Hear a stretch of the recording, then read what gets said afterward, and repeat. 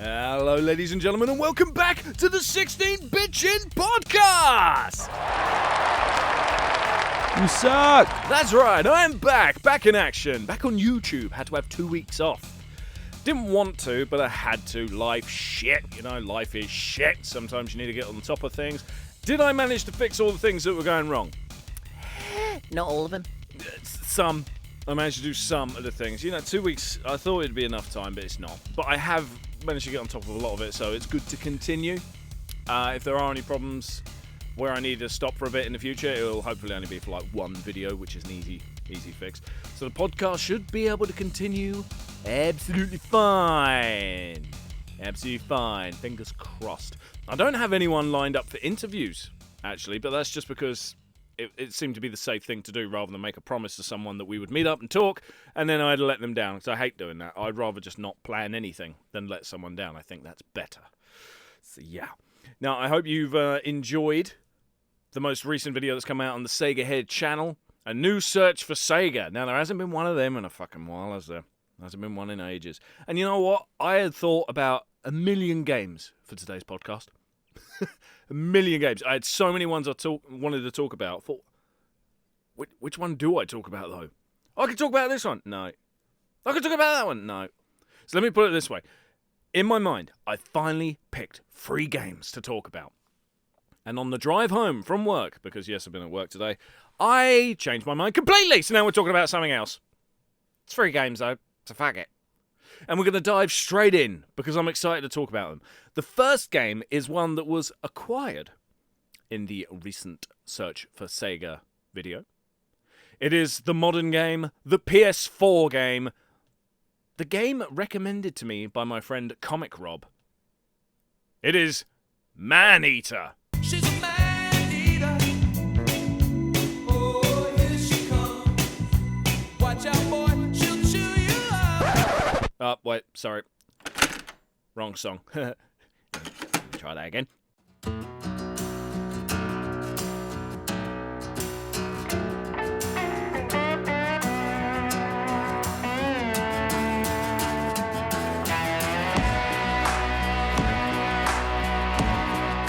Yes, Maneater, the PS4 weird one. And you know what? When I was playing this game, I didn't really know what to class this as. I thought, is it open world? Not really, because it's confined. The map, have you ever played Insidious? Maybe we'll talk about that one day. The map in Insidious, this has got that same sort of thing. It's not open world. There's a lot of free roam to it, which is brilliant. But there is confined areas. So it's not open world. The game is listed as an action RPG, but you're a shark. Yeah. Yeah, you ever played Echo the Dolphin, where you obviously play as a dolphin? It's nothing like that, but you play as a fucking shark here. And it's surprisingly brilliant, because I can eat people. I can devour them. Bite the shit out of them. And it's surprisingly therapeutic killing people. It's great fun. Calms me down, I know that. So you play the part of a female bull shark, and you have the ability to evolve, which doesn't make sense to me in my head, because I thought sharks did very little evolving in the real world, but whatever, I don't fucking know. I am not a fish expert. The synopsis for the plot is that this shark wants to take revenge on a fisherman who disfigured her as a pup. Now, I won't lie, I did not know that baby sharks were called pups. I thought baby sharks were called baby sharks. Baby shark do do do do do do, baby shark do do do do do do. Fuck you, you knew I had to put that song in there, and if you didn't, well then it's entirely on you, isn't it? Yep, it's your fault. Now, this is apparently also on the Xbox Series X and S, the PS5, the Switch.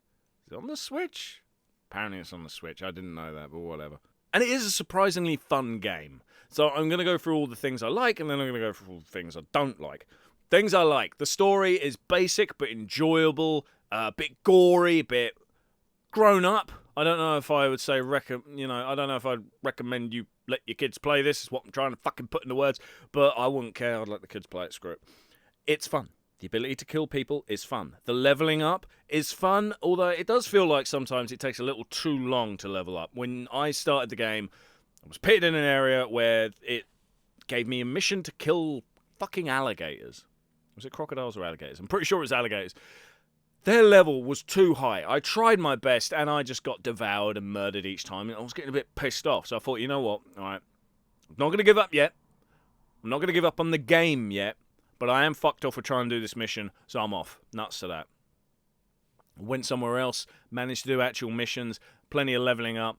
So I'm fine now. I'm happy. But I don't understand why the start of the game gave me a mission that's fucking load of old shit. Kill a level 15 alligator. 15 doesn't sound impressive. I've been playing it for a little while now. A little while, not a big while. I'm at level 9, I think. I haven't played it for a couple of days due to being busy, but I think I'm level 9. It's taken me a lot of effort to get to that. And I'm still not level high enough to take on what was the first thing I was asked to kill. It's a bit fucking stupid, if you ask me. So that I don't like. I know I said I've gone about the things I do like first. Screw it, we'll mix it up. Graphically, like the humans within it are a little bit cartoony. PS3 sort of cartoony, so this isn't pushing the boundaries for graphics. It does run very smoothly though, which is the main thing. That's the only important thing. The music is minimalistic, but what there is works well for a game where you play as a fucking shark killing people. The enemies include other fishy fish, like there's barracudas and piranhas, and I guess eventually other sharks. I have not yet encountered any other sharks, at least I don't think I fucking have. If you kill too many humans, then you get the hunters after you. Now, they're fun trying to kill, but they're also a pain in the dick because they can shoot through the water, and this is where the game's big flaw comes in, alright? When you go to attack something, when you lunge, when you go in for that bite, if you fucking miss, turning around is a sod. Not just turning around the shark, but turning around the camera can be a bit of a sod. Now, there is kind of a lock-on thing. It's not a case of hold a shoulder button and you stay locked on to your target. Unfortunately, no. You have to push in the right analog stick and then the camera will turn to face your target, but will not stay locked on to your target. And I don't understand why we don't have hold L1, R1, something like that, and you can stay locked on to your target. Why is that not a thing? It's a very simple mechanic. We've had that sort of thing around for years with the certain games that need it. So why is it not here? I think I complained about another game a little while ago where it needed desperately to have a lock-on mechanic, and it didn't. This one does, but it's not very fucking good. And it's the thing I really don't like about the game. Any other bad thing about the game, any other thing I can think of, I can get over. That first alligator boss, it did piss me off. When I decided to fuck off, the game became enjoyable. So obviously it was me not realising that I didn't have to do it. It's just that was probably the nearest mission around. You know, it was the one I was plopped next to, so I thought I had to do it. It's kind of understandable that I thought that. That's a bad thing I can get over. It's not a killer of a bad thing. But not having a good lock-on mechanic, that's present throughout your entire play of the game. From start to finish, whether you complete the game or not, for as long as you play it, that's a mechanic you have to use. And it's not a very good lock-on mechanic. It's a bit fucking annoying. I wish they did a better job. But it hasn't killed the game for me. I'm still playing it. I'm still enjoying it. The leveling up is quite cool because you level up by murdering shit, eating shit, and all that. I don't quite get the upgrade system sometimes. Like, you're meant to be a bull shark. You are a bull shark. Yeah, I have a DLC, I guess, for a tiger shark. I don't like the look of the tiger shark. I think it makes you look stupid. Because without it, you can see the scar down the side of your shark and it looks pretty cool. But this tiger shark gives you so many extra attributes. Like, you get... I've leveled it up a bit, so my one's like 20% if I eat this. Or the ability to eat that I couldn't after without the fucking DLC or whatever. When you eat, you heal. That's how you heal, just by eating. So you think, okay, if this thing gives me the ability to eat more stuff, then without it, I'll wear it, obviously. So it's useful to have. I just don't like the look of it. Don't know why I waffled on about that so much. As you level up, though, your shark does get bigger. Eventually, you can become, I think it's a mega shark. Certainly does appear to be mega in size from what you see on the back of the box art and all that. Also, remember I said about them hunters that appear? If the hunters come after you, and you fight back and kill enough of them, every so often you will get one of the 10 leading hunters after you. You only get one at a time, I hope. So far that's been how it's been going. If you kill all 10, you get some bonus reward. I don't know what it is because I haven't done it yet, but when you get these fuckers to appear, they have quite a unique character to them. It's quite comical, enjoyable, but they're a bastard. Like the last one I had to kill. Oh, fucking hell. Everyone else has harpoons and underwater shooting my guns and shit. This bitch brought a shotgun. Whenever you jump out of the water to lunge at her, if you miss, it fucking hurts. Although I have to say, flukily, she didn't kill me. I managed to kill her on the first try, but it was kind of like, as soon as I managed to get her underwater and kill her, it's like, hurry up and eat that fat bitch, because I need the health. In terms of reception from our good twatty friends at Metacritic, it's mostly got 70 out of 100, so like 7 out of 10s for some reason. PS4 has obviously got what they call a 68 out of 100, but the Nintendo Switch one has a 66 out of 100, so apparently it's a little bit worse. I wonder why. Maybe that's the handheld mode has a little bit of a choppier motion to it. That's just a guess, though. Fuck knows. All in all, my mate Comic Rob was right. It is a fun game, and it is a cheap game, so it's worth getting just for the fact that it's fun and cheap. Graphically, it's alright, but it's kind of PS3-ish. Music, it's fitting. It will not blow you away. The gameplay it's strange. It feels more the same, like it's something you've played before, but it's different enough that it'll make you want to keep playing. I am going to keep playing it. I don't know if I'll bother with the whole get all the trophy shit. Maybe. We'll see. Some of them look fun, like eat this many people, kill all these fucks, but then you also get the ones of complete every mission in the game. It's like, well, if a mission is an absolute pain in the dick and I'm not having fun doing it and I don't have to do it, I might say nuts to doing it. So we'll see. But Maneater is a surprisingly fun game. And now I really am desperate to get onto the retro game, because this is one that I love. And you may notice we're kind of going right into it today, aren't we? I don't know if... No, this wasn't intended. I'm a little off track. There was something I was going to say at the start of the podcast about shit going on, but there's not a lot going on. Not with me. Such a boring life. Just been working my arse off, trying to get on top of things, but I feel less stressed and more chilled out, so we're just talking about games. It's just more on that today. Anyway, the retro game. This is the first Game Boy game I ever played. Super Mario Land 2, 6 golden coins!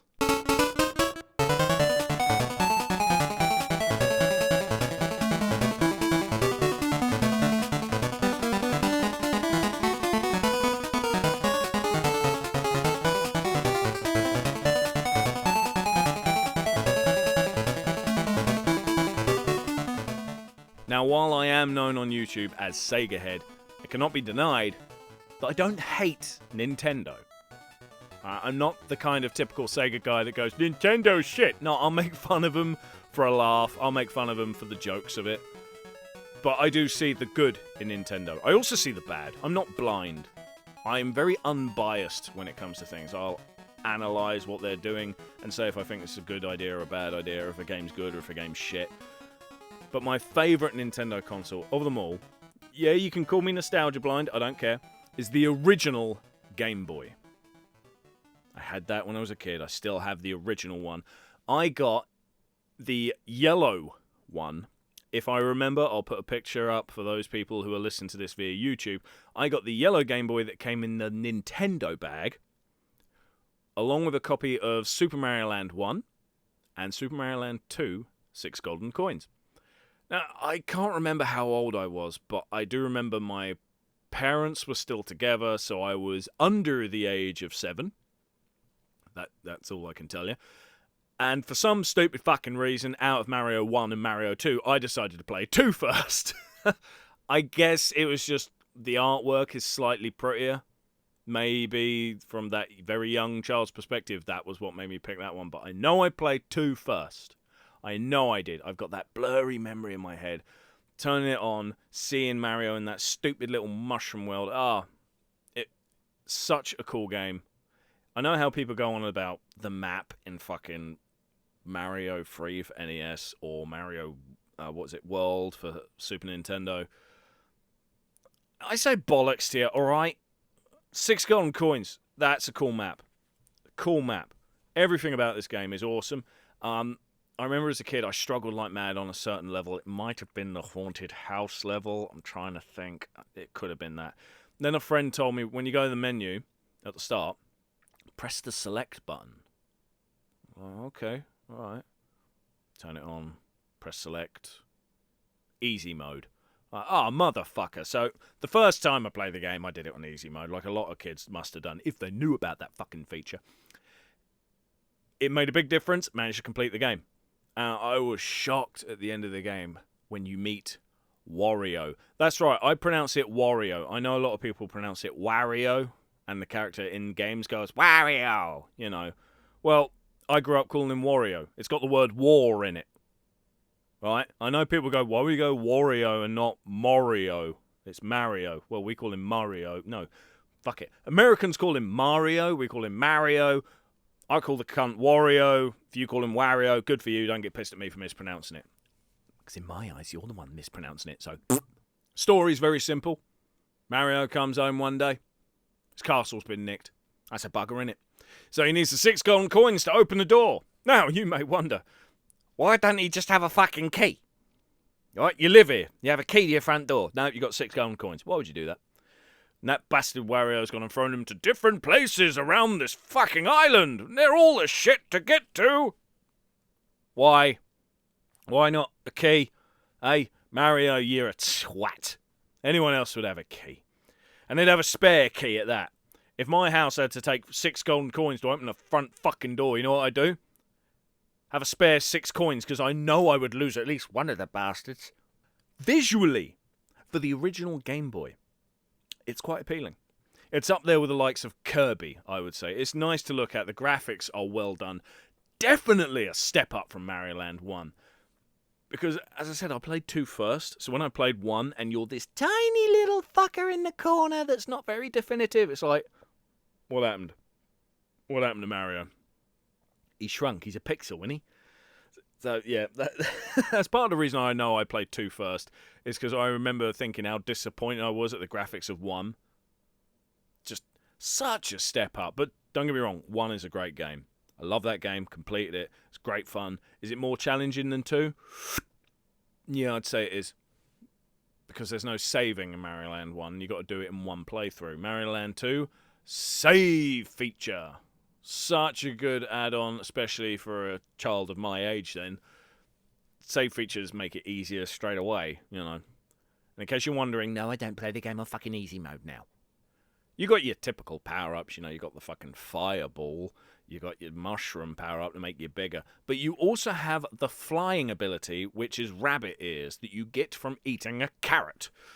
I'll never forget, for years when I was playing it, in order to fly, I jump, and at the height of your jump, you press, I think it's A, and I was tapping it like mad, because I thought each tap made the wings flap. You do that to fly. No, when you're in the air, you jump again. You can just hold A. So for years, I was tapping when there was absolutely no fucking point in doing so. But never mind. I mean, we're all well aware that I'm a fucking idiot. The music in the game. Incredible Mario music. I would say it's some of the best. It's in league with the NES games straight away. I bought the game again for my 3DS because I wanted it on a more modern system. Again, Nintendo, fucking listen to me. Bring out a Game Boy compilation or something where I can play this game on my Switch. You've done it with the NES. You've done it with the Super Nintendo. Now you've done it with the N64, but there's no fucking Game Boy version. What's wrong with you?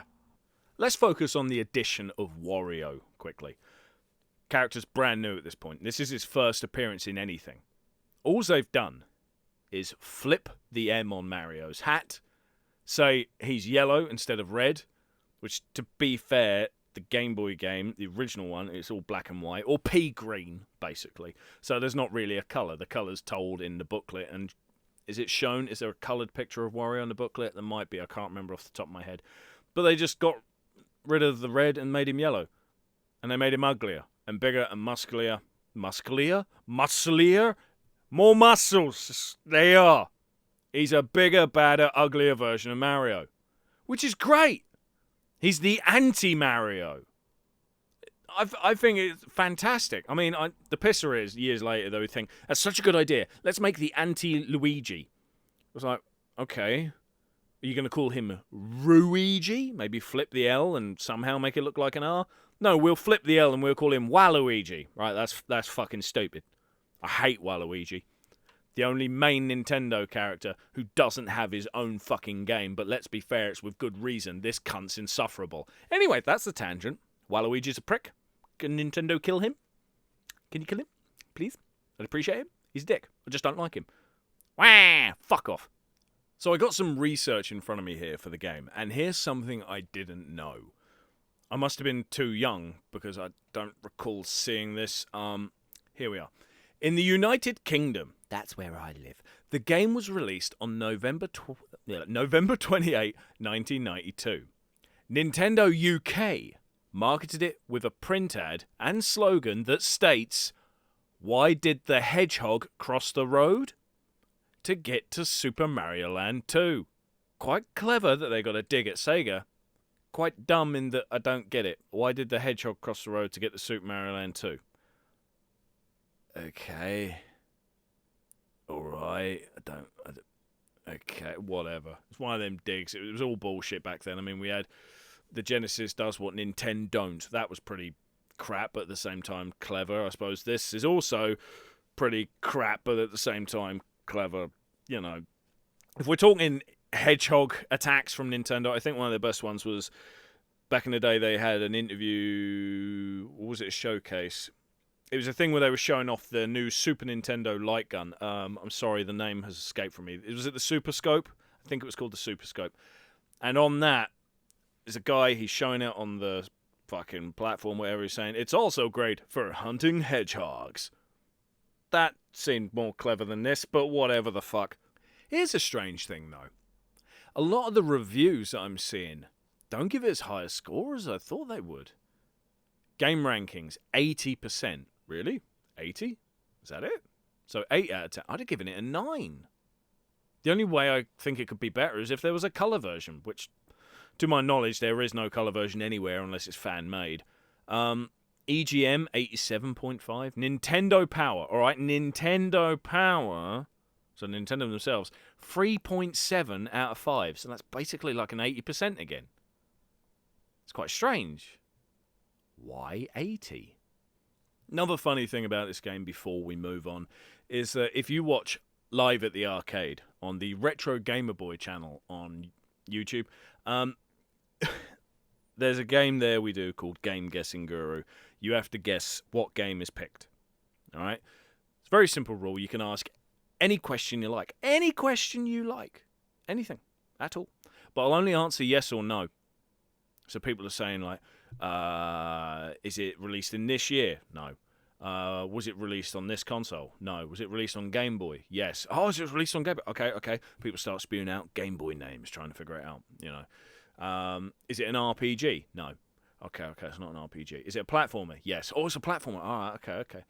And then the thing is, it's the people in the chat versus Mike. Retro Gamer Boy have to beat him. Mike fucks up because you only get so many questions because there's more people in the chat than him. I let them have a bunch of questions, then Mike gets one question, then they get a bunch, then he gets one. His turn comes up. He says, "Can I ask now?" Yeah, it's your turn. He's like, "Is it a Mario game?" Yes, it is. He's like, "Oh, wait, is it Super?" No, you've had your turn. He's like, "Oh, fuck off!" I'm like, "No, you've had your turn, and well done for making it incredibly easy for him." He's gone, "Oh, bollocks!" Someone comes along. Is it Super Mario Land 2, 6 golden coins? Yes, it is. Well done. How did you know that? I don't know. Mike, bastard, I fucking hate you. It's your fault. You said, "Is it a Mario game?" Twit. He knew he fucked up. He was angry at himself as well as me.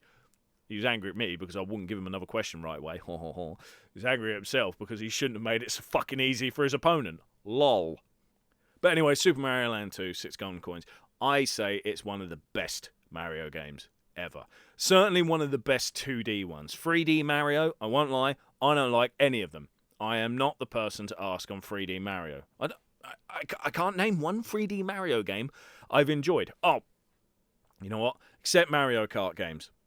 But those are the Mario Kart games. It's not a standard Mario one. Right? Mario Kart, I like many of them. I don't like the Super Nintendo one simply because half the screen is taken up by the fucking map. I think F-Zero did a better job of it by having the map in the corner. Okay?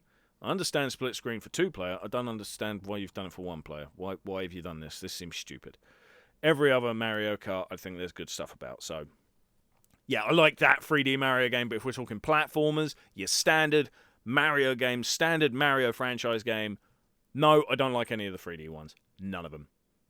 2D, I would say my top 3 is this one, Super Mario Land 2, 6 golden coins, Mario 3 on NES, and Super Paper Mario for the Nintendo Wii, which I really wish they would release on something else. It's a fucking fantastic game. It's my favourite Paper Mario game, hands down. I've not even completed it because it's bloody long. Well, I say it's bloody long. I don't get a chance to play games as much as I used to, so maybe it's just a shitty fact of me not being able to play games much. So anyway, that's Super Mario Land 2, 6 golden coins. I think I've waffled on enough about that. I hope. I'm zooming through this podcast today, aren't I? As I'm looking at the recording time, it's not as far along as it normally is. But whatever. Now we're going to go on to the indie game. This is one that's been requested of me a few times now. And it's because it's been seen in my collection. I've had the game for a while. I got it at a fucking good deal. Can't remember what because it was a while ago, but I know I got a bloody good deal, like £10 or less kind of deal. And I know I'm going to pronounce this game wrong. I can just see it. I'm even going to have it written in front of me now, and I bet I'm going to get it wrong. Here we go. Agalos.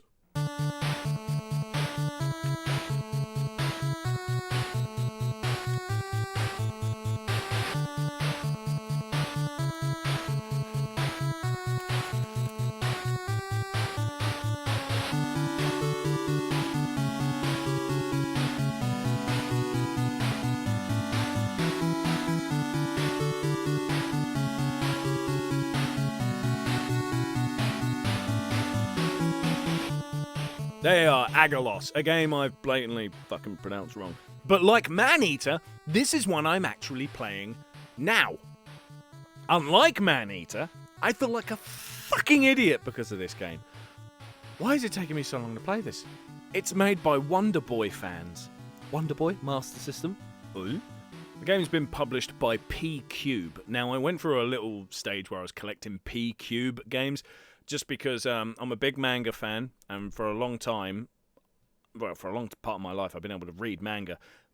When first becoming a parent, or at least a parent to 2 kids rather than just 1, getting time to read was difficult. When I got the chance, it was like, sit down, open a book, fall asleep instantly. And it started to piss me off how often it happened. And I don't take books to work or anything like that because I'm a weirdo with books. They have to be pristine. You know, when you see someone like bend the page, I hate that. You make me want to punch you. Right? My books are fucking immaculate. Right? They could be read 1,000 times. I keep them fucking immaculate. So I won't take manga to work. Visual novels have been a great answer to that because I can bring my Switch and then I can read basically video game manga. Awesome. P-Cube publish a lot of that kind of game, visual novels. But they do other stuff. Aglos, whatever the fuck, is published by them. And it's made by Wonder Boy fans, as I've already said. So it's not a visual novel game, obviously. It's a platformer. Now, on the P-Cube website, here's what it says. Step through time and discover a mesmerizing new action RPG that looks like it was plucked straight out of the 16-bit era, but plays like a modern-day marvel, inspired by non-linear Japanese retro adventures such as Wonder Boy and Monster World. Agalos hurls players into the middle of a colossal struggle for survival as beings from another dimension threaten to invade the peaceful kingdom of Lumen. bursting with secrets and side quests, and boasting slick melee combat that any 2D action game would envy, Aggelos is the perfect combination of a retro style and a modern day game design. Yep, all of that's true. Although I won't lie, where it says side quests, it's like, I haven't seen many optional side quests. There's been weird side quests that I've had to do to progress. Optional ones, no, so I don't really know what that's referring to, but meh. I will say about a couple of people tell me that it's a Metroidvania type game. I really don't agree with that terminology here. I don't. There is the element of go somewhere, can't go through until I get the right kind of power. Let's see. Best description. There's this one area I can go to, but I can't. It's blocked off by an ice block. There's a fiery area you're meant to go to first, obviously. You go there, get fire thing, melt ice. There you go. It's that sort of thing is what's making people say it's Metroidvania. But I don't agree. It's more like Wonder Boy, A Dragon's Trap. Would you say that's fucking Metroidvania? No. And if you do, you need to get a dictionary for fucking Metroidvania. In terms of 16-bit graphics, it is a little bit more on the basic side. It's not popping with detail. It's very colourful, and the animations, especially of your character, they're very nice. The way everything moves has plenty of frames, basically. It looks really decent. You can get loads of different coloured armours, so if you're thinking like Ghouls and Ghosts for the Master System, where you get different coloured armours, it does that. But they're more detailed. Like right now I have a black armor, but it's not just black. It's not like, boom, I'm entirely black. It has red rims around it, more defining the shape of all the pieces to the armor, which looks quite cool. There's tons of different fucking landscapes. There's underwater, yay, typical. There's desert, cave, castle. There's loads of shit. It's very cool with the scenery. The enemies, some are imaginative, some are not. Like, you'll find a blue bear, or a pink bear, or a big fish, or a crab. That's the basic side of it. Or you'll find a weird snake thing that's swinging around a fuck knows what trying to hit you with it. Or you'll find a slime that looks cutesy, but when you go up and twat it, he becomes an angry motherfucker and looks like he wants to eat you. The bosses are very cool. They remind me of more Castlevania Symphony of the Night, simply because when you get to a boss, the fucker is normally quite huge and floating around half the time. You're having to jump and slash and dodge and jump and slash and dodge. Every time I've killed a boss, I've killed it by the skin of my teeth. As well as getting new armor, you can also get new abilities. So you can do an upward slash, which is essentially the game's double jump. You jump, you activate the correct combo, and you slash upwards, making you double jump, but with a sword pointing up. Or you can do like a Zelda 2 and jump with your sword pointing down, land on something, stab them. That kind of shit. There's currency in the game. I think it's called gems that the currency's in. Bit of a brain fart. But the reason I forget what it's called is because it doesn't look like gems. They look like eggs. So when I first played the game, I was calling them eggs. Now I'm a bit further in, find out they're not called that. I ignore it, and I'm still calling them fucking eggs. You cannot save wherever you like, however. You can only save in certain points where you find... it looks like a tombstone. Big stone edifice. You go up to that, you flash, you insta-heal, so that's cool. And you can save there. That's the only place you can save. For a while I thought, it's pretty good though. It's still pretty good. I can still save wherever I like. I have recently been at a point where, okay, I need to go all the way here to get this. I'm pretty sure that is where this is that I need. Okay. So I go all the way there, and then I find out, you need this. I go, oh, fuck, I've just come from there. So I go all the way back, get what I need, go all the way back to this cunt, give him that. And I'm thinking, I'm enjoying the game, but I'm finding myself having to wander around a lot more now, and it's started to become a little bit tedious because of that. What does the game do? Now it's just giving me an item where every time I'm at a save point, I can teleport to any other save point. It's like, oh, brilliant. So if I'm in City A, but I want to be in City B, and there's a load of shit in between I have to fight to get there, I don't have to do it now. I can fucking teleport. Brilliant. And it's kind of good they didn't give you that right away, because then you wouldn't do any leveling up, because you do level up, you do get stronger. There is experience points involved, which is very cool. If you had the teleport ability right away, basically there's no chance you doing any training or grinding in order to kill bosses. Now they've given me this, it's good because while there's new areas I can go to and kill shit, I don't have to keep doing the same fucking areas and kill shit. The game gave me that ability, the teleport ability, at a decent and clever time. It's funny, though, how on their own website, in the PQ website, even here it says the Metroidvania bit, a classical non-linear adventure, explore a sprawling world that gradually reveals itself, Metroidvania style, as you gain new abilities and equipment. I do not agree with Metroidvania. I'm sorry, but when I think Metroidvania, I think fucking big map. Right? With ups and downs and all this shit. I don't quite agree with that. Maybe you think I'm wrong and whatever. Maybe I am wrong. I don't know, but I don't think so. Fuck it. Another good thing about this game, it's like the other two games we mentioned today, it's fucking cheap. You can get this game cheap. I'm pretty sure it's on PS4 as well. Remember, when I'm looking at indie games, there's one downside. Normally, an indie game doesn't have its own Wikipedia page, so it's a bit harder getting all the information in one place. Luckily, this game, Aglos, it has its own area dedicated to it on the PQ website. So I've lucked out there. Oh, here we are. Nintendo Switch, PS4, Xbox One, Steam. There, I couldn't see the info. There it is. I'm a fucking idiot, but I found it. So yeah, graphically, nice 16-bit graphics. Not groundbreaking, not truly epic, but still decent. The music is really good. It's really good music. I mean, you would have heard it at the start of this portion of its review, so you'll know it's good music. I will make sure I pick my favourite track to show you. And that, as they say, is that. We're talking about Maneater for the PS4, Super Mario Land 2 6 Golden Coins for the original Game Boy, and Aglos for a ton of shit. All great games. You must have played Super Mario Land 2 anyway, so that I don't need to recommend. But Aglos, Maneater, have a look, see what you think. If you want something really retro and old school, try out Aglos and tell me what you think of how the fuck it's meant to be pronounced, because I don't know what I'm doing with that. Maneater's a weird one.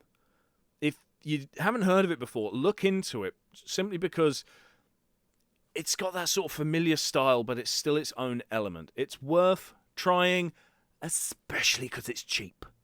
That's the best thing about it. There's too many games out there now that will break your fucking wallet. Thank you very much for listening to today's episode of the 16 Bitchin' Podcast. Yeah, I don't feel like I've rushed into it today, but I feel like I have been motoring. I don't know why.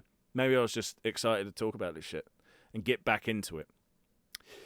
Maybe. Fuck knows. Anyway, don't forget to subscribe to wherever you're listening to this. YouTube, podcasty place, Stuff like that. I would like to interview more people that make indie games, not just people that are YouTubers. I want to delve out a bit more. So if you are someone that would be up for that, or if you know someone personally who's made a game and would love to be interviewed, let me know. Because I'm looking to branch out rather than just get YouTuber. I still want to get more YouTubers, but I don't want it to be just that. I don't want to be stuck in that pot. Anyway, that's enough of that shit. Hope you enjoyed this shit. Thank you very much for listening to this shit. And I'll see you next time for more shit.